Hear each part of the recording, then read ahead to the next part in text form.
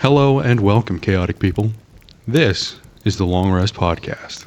My name is Kyle, and these are my co-hosts, Jackson and Rob. Today, we are going to be talking about how to get your ideas from the drawing board to your table. Come sit with us. Jackson, what do you have on the drawing board? Kyle, thank you for the introduction. I have a lot on the drawing board, if I'm being honest with you. And most importantly for our viewers, I have 4 topics on the drawing board for us that we're going to bring to this here table. All right. And hopefully get some good discussion, some information for those of you who are looking into dungeon mastering or, any of the subjects that we tend to cover on this podcast. But kind of to set them up for that, Rob, I gave you, I believe, a minute last time, maybe 30 seconds. I'm going to key you back to 30 seconds. Okay. For the new listeners, where are they? Who are we? What are we doing? We are Otter Chaos Games. So we are developing epics that can be bought for game stores and people to pull together groups of 5 to 6 tables, each with their own DM and a master head DM, a captain DM in control that's going to have all the teams working together on a common goal. If a D&D group is a dinner party, then this is a kegger. Beautiful. That was pretty much bang on 30 seconds. All right. Well done. So, for the new viewer, welcome. For any returning viewers, thank you for continuing to listen. We really appreciate your support, and we're really happy to have you back around the fire. So, kind of to hit on our first topic, we feel like a lot of the questions that people have getting integrated into D&D, working their way into the system, is the intimidation factor of knowing that you've done enough. Right? That your preparation is solid, that you're ready to run. So I just wanted to ask you guys kind of to kick us off. When does prep stop and when does the game begin for you? At what point do you make that transition? I'll go first. Sure. If you want me to. Yeah. Mm-hmm. It's such a driving question. We did a talk at Panel. local con yesterday, and that was the driving question from a lot of people. How do I prep? How far do I prep? How much detail do I have to prep? I think at the end of the day, you have to remember the story is a group effort between you and the players. So you have to be ready for them to take you a little off script, and that is scary. So the way I handle it is really simple. I know my NPCs well. I know the motivation of all the monsters, of all the creatures that they're going to interact with. And because I do that, I'm ready to ad-lib when I need to. Now, on top of that, I do have 3 or 4 story beats that I've got planned for a particular session. Some of those could be combat, some of those could be other interaction skill checks, so on and so forth. But the point is that I'm ready with enough content to handle those things, and if they just walk in the completely different direction, then I've got a way with my NPCs to carry the story forward. Okay. Even. Does that make sense? You're kind of using the NPCs as key pins. Right. So this character has this motivation. They want these things.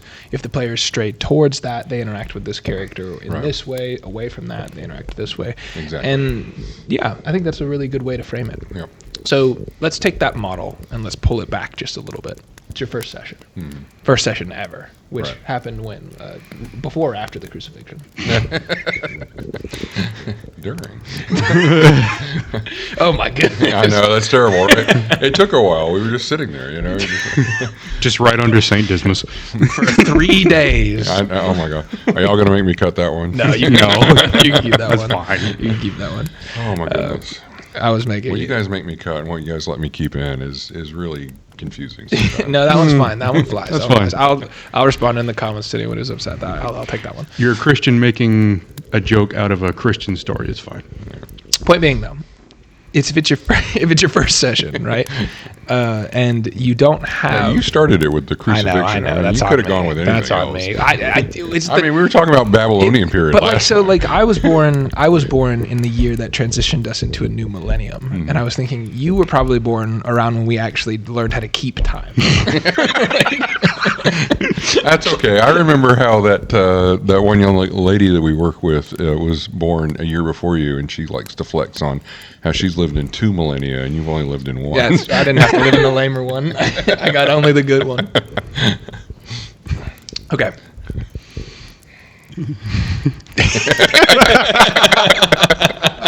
All right, let's imagine. All right. It's your first session. Mm-hmm. Christ has just gone up. You're left all alone. You've got nothing to do for 3 days. Okay. How do you know when you're like set up without these established characters, where you've kind of built out all this motivation and all this context? How do you know that what you've written, even be it 3 characters and 3 adventures, 3 events, is enough? You know, we got a great question about that on our channel. One of our first questions and all that, and it's you know, and he made a point that we made in the was made in the panel as well. You don't have to have the whole world built, right? Mm-hmm. I mean, if you want to start off in a tavern, or you want to start in Medias Rex, in the middle of the woods or something like that, wherever you're going to start, you start there, and you make sure that there's enough detail to keep people interested in that little part.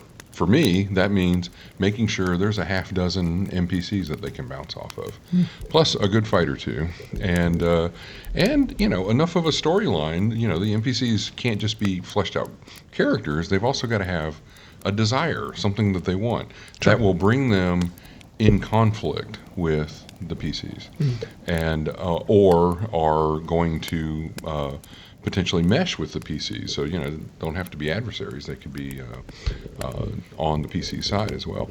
So if we have all of that. Enemies to lovers trope. Not again. I've had enough of this. I missed it. He said enemies to lovers trope. Oh, gosh. Yeah. Ugh. Oh, Another okay. classic. Okay. But I get your point. I mean, you handle your key details. Right. You kind of make sure that you understand the skeleton of your story, and you leave it up to the players to really color in the lines. Right. That makes sense. You know, if I'm thinking up a whole new world or something like that, I've already thought of other things that I want to do from the grand scheme of things and whatnot. But you can only feed so much to the players at once. And so you've got to feed it to them a little at a time, or you're just having some big exposition dump. And so if they're in a tavern, they don't care what style government's going on right now. They care how much the beer is. And they care about who's playing, and they care about whose pockets they can pick, and so on and so forth. So you work small and then grow up from there. Makes sense. Kyle, you agree? Yeah. One of the things I see with when you're running a first session of a campaign is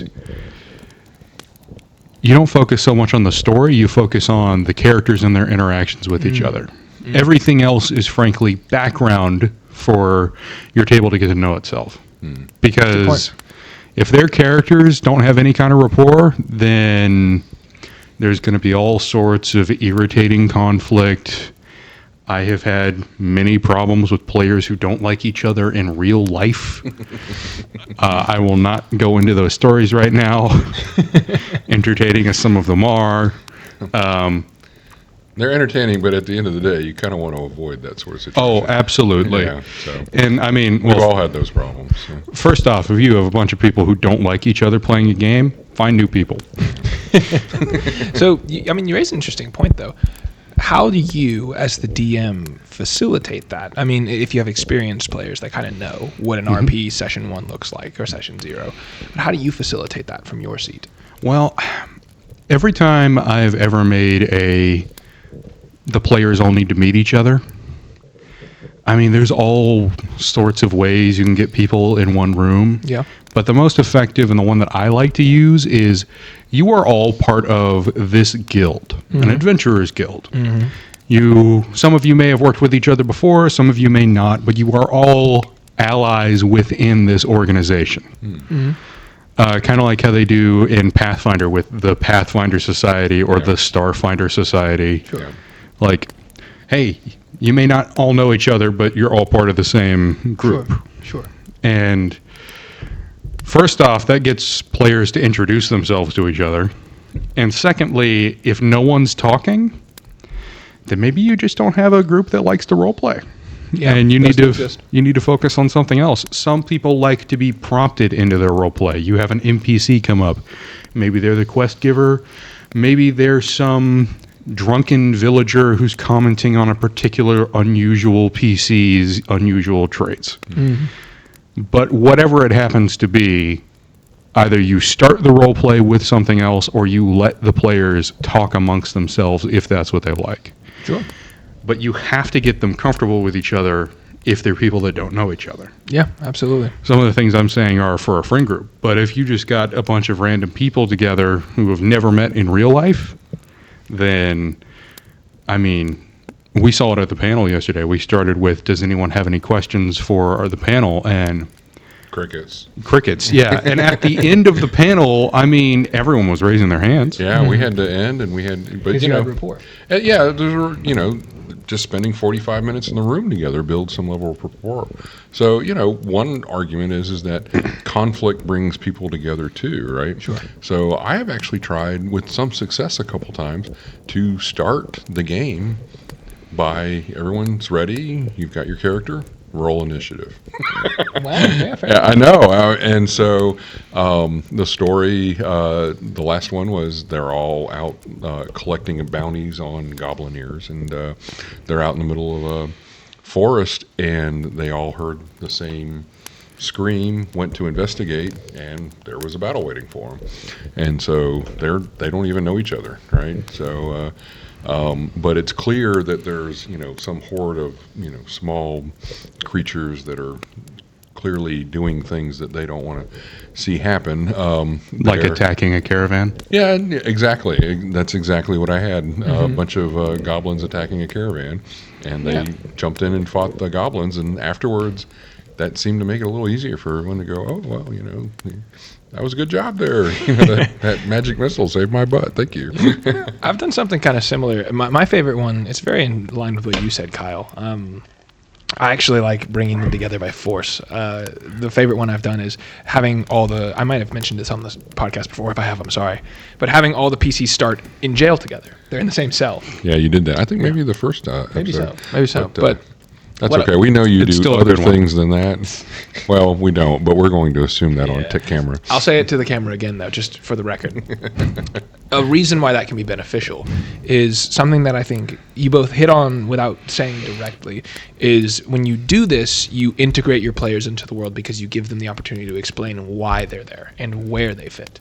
So combat gives them their roles in what they do in the party. Specific RP interaction lets them know kind of what their character's personality is, how will they handle things. The thing I liked about the prison example is I told them your crime doesn't have to have actually happened. It's an accusation. You could be innocent or not. It's up to you. But that gave the players a lot of creative license to decide where their character fits specifically within the society as well. Whether or not they were like scorned or if they were the person scorning the society, so on and so forth.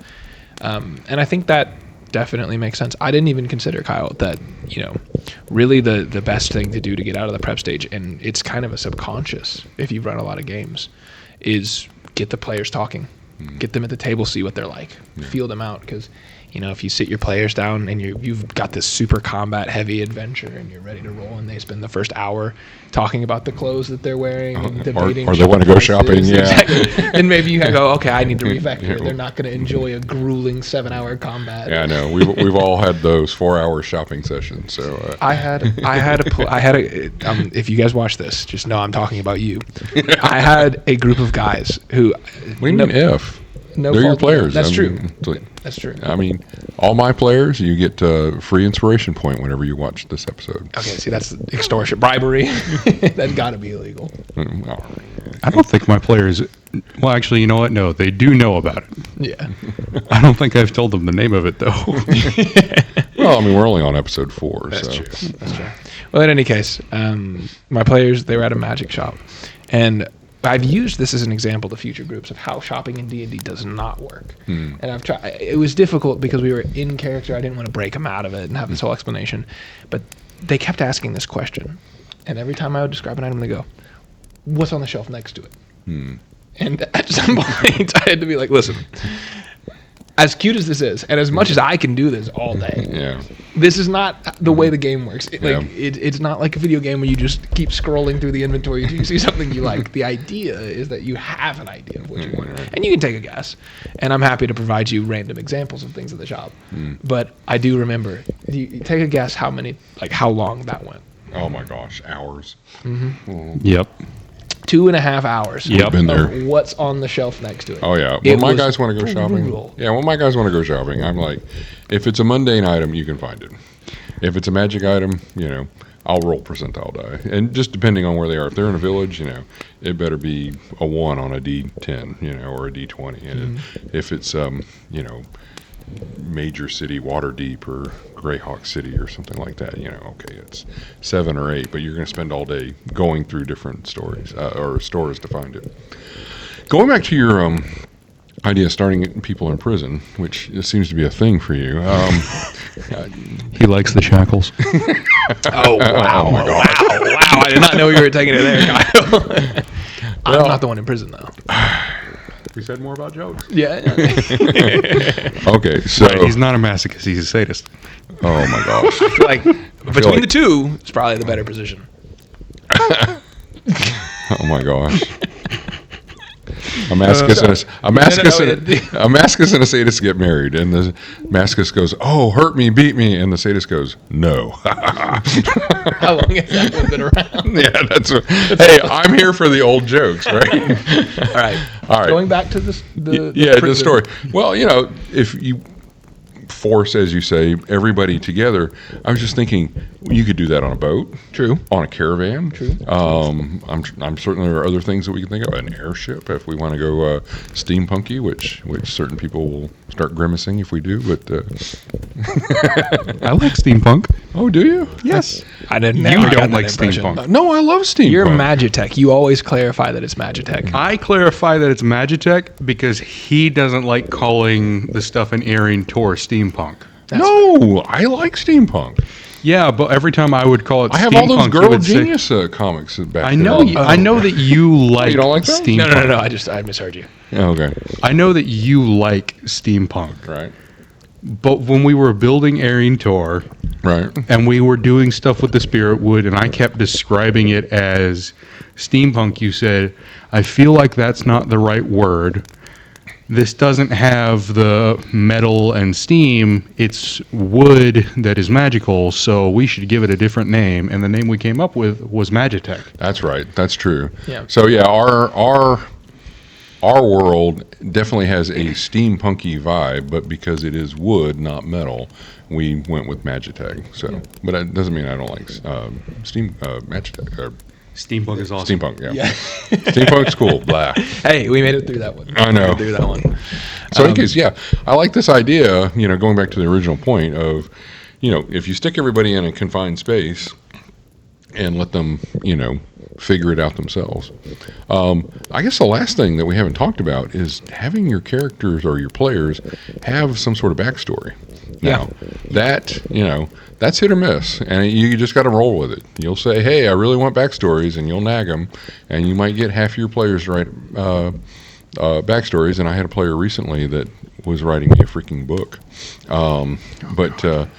But the ones that write you 1 or 2 pagers that are easily understandable and digestible, I mean, those are great story hooks. You can kind of bring those right in. Yeah. Very easy to leverage that later. Yeah. Yeah. So those are the players you want. Absolutely. I've had some people give me some of the most vague and esoteric backstories ever. Like a new player who was joining us said, my brother is super powerful, but he's scared that his enemies will find me and use me against him. So he keeps me locked away like a princess in a tower. But it turns out that this shack in the middle of the woods that she was hiding in was actually a simulated forest underneath a destroyed modern city.